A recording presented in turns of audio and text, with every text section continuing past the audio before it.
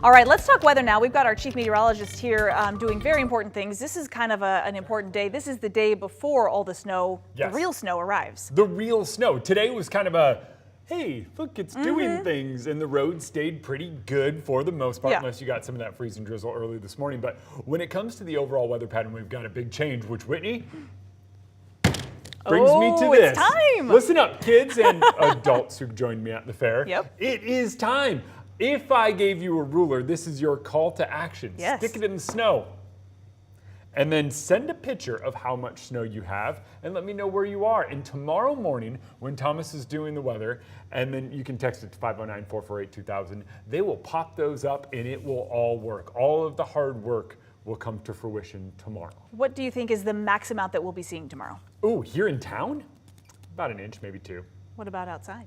Oh, in the mountains? I think we could get a few inches up in the mountains. Saturday's the day I think we get another few inches here Oh in man, town. okay. Yeah, let's walk through it. I'm gonna put that down there on All that right. nifty little stool, and I'm gonna head over here to the wall. When it comes to right now, not all that bad. I was even walking out and balance beaming on some logs in the woods with my dog earlier today, and the logs still covered in snow were pretty grippy. The roads seemed pretty grippy as well. But the real snow that starts tonight is going to be enough that by the time you wake up tomorrow, it is going to have an impact on your morning commute. It's warm and rainy by Sunday and breezy all weekend long. When it comes to the mountain passes, Friday, Saturday, seriously, it is likely going to be one of those snowstorms that completely closes the mountain passes. That's not even an exaggeration. Check mountain pass travel before you go.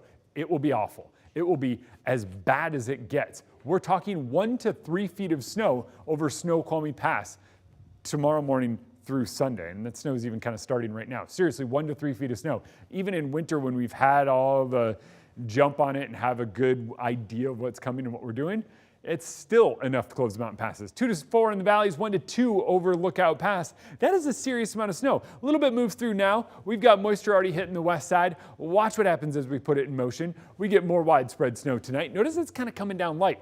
It's about midnight though, and it persists through the early morning hours of the day. We catch a break for the morning commute, but there is snow on the ground and you will likely feel the impacts because even if it's not much, there's always that person. Don't be that person who thinks that everything's fine and they can do and they know better, and then, well, it ruins all of our mornings. Eventually we get our next wave of snow. That arrives about midday on Friday. That one's a little bit heavier. That's the one that kind of bumps us up into, oh, we might squeeze 1 to 2 inches out of this storm. First one just kind of coats everything enough to make the morning commute awful.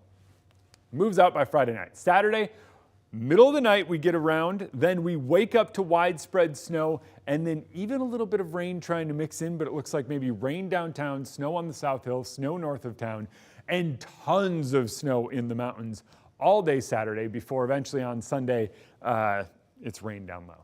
But seriously, look at this. 2 to 3 in Spokane, 4 to 6 in Coeur d'Alene, 12 to 18 over Lookout Pass through Saturday. You add Sunday on there, that's over 24.